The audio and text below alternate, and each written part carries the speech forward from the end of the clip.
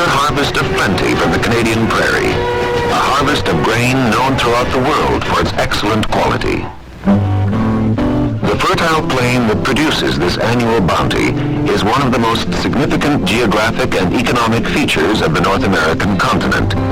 Its size can be better appreciated if we compare it to continental Europe or Czechoslovakia, or the Latin American nations Colombia and Cuba. The development of this region from a wild grassland to one of the richest agricultural areas on Earth was not carried out overnight.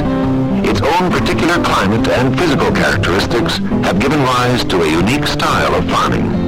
In Canada, experience has been particularly difficult in this area, known as the Palliser Triangle.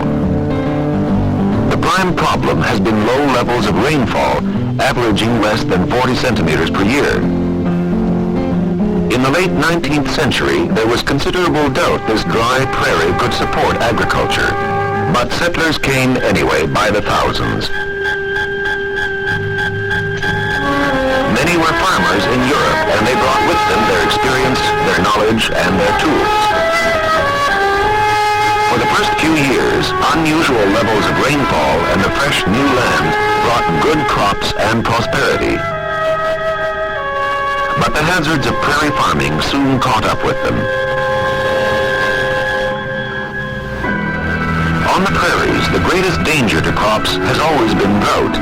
Drought that can destroy a crop long before it reaches maturity. And wind that dries and cracks the baking soil. Every drop of moisture must be preserved.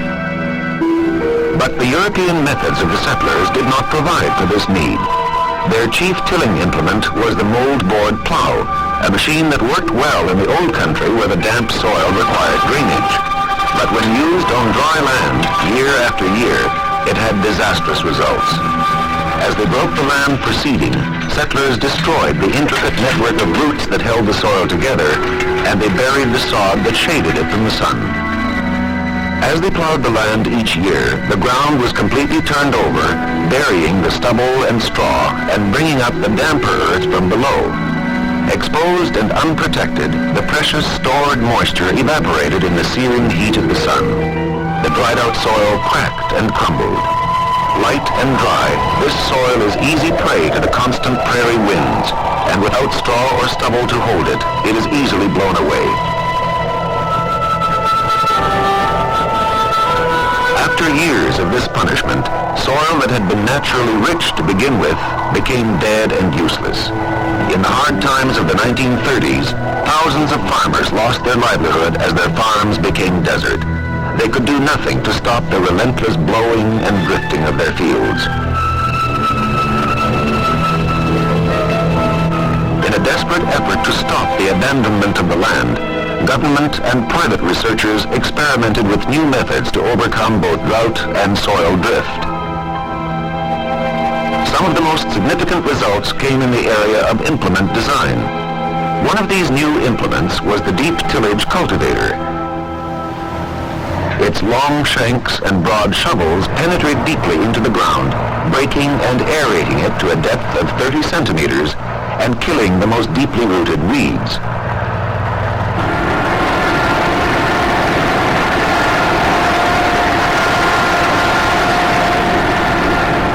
Unlike the plow, the deep till cultivator does not turn the soil over, it simply breaks it up.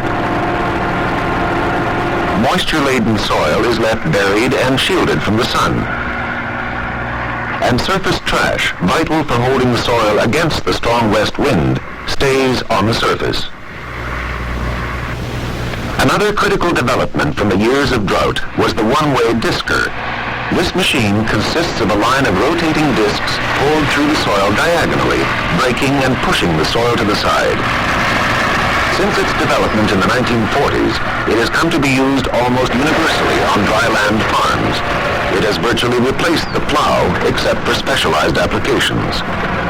The disker breaks up the soil for seeding, but like the deep till cultivator, it doesn't completely turn it over, and again leaves substantial amounts of trash on the surface to anchor the soil.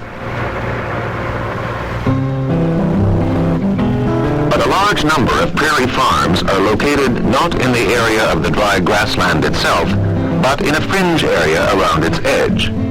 This area is characterized by much higher levels of rainfall, often double that of the Palliser Triangle. In this region, use of the disker is not usually necessary to avoid soil drift, but most farmers prefer it to the plow because it has proven much more efficient and economical. Because it breaks up the soil so thoroughly, seed can be placed directly in the ground during the disking operation.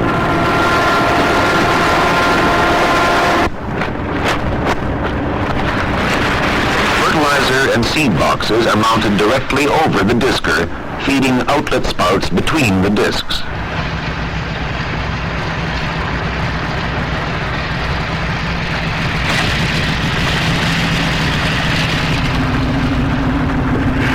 Tilling, fertilizing, and seeding are performed in one operation.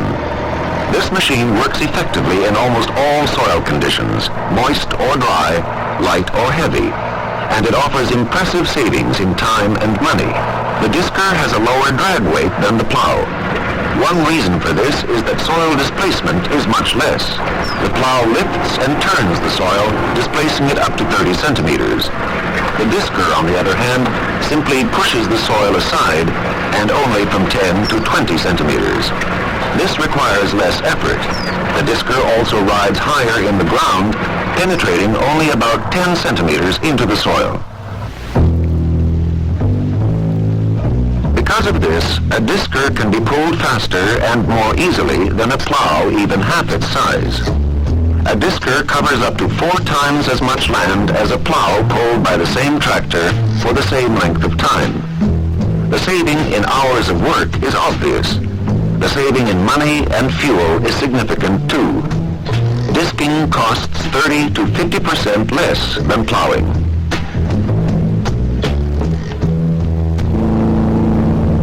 The disker design permits a great flexibility in the size of the implement.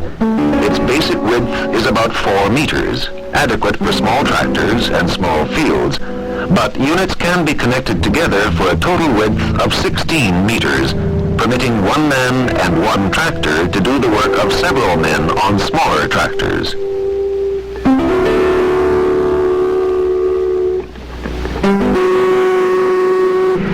Because of the high speed of operation, summer fallow land can be cultivated much earlier and faster in the spring. The resulting early weed kill means moisture used by these weeds is left in the soil for use by the next crop of grain.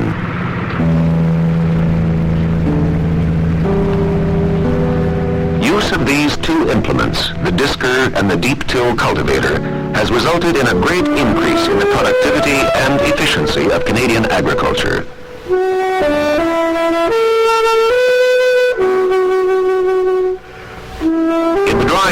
The change has been most dramatic.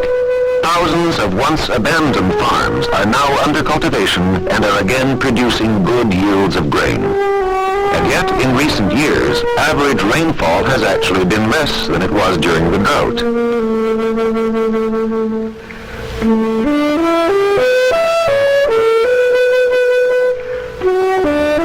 Another severe climatic problem on the Canadian prairie is the shortness of the growing season.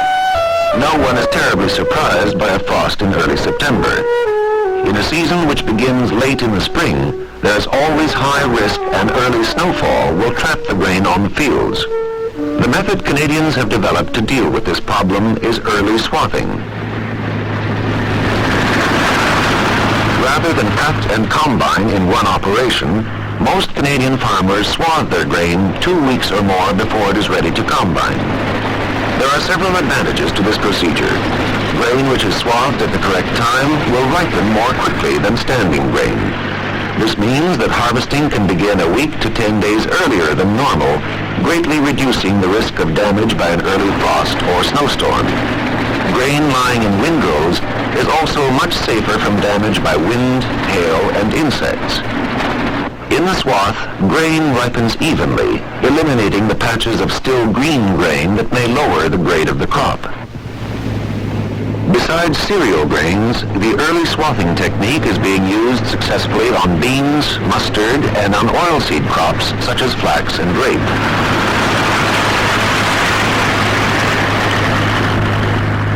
Although separate swathing requires an extra operation, that is, one pass by the swather and one later by the combine, it not only saves time in ripening, but in the speed of harvesting itself. Swathers are produced up to 10 meters in width, and this large swath allows larger capacity combines to operate much more efficiently.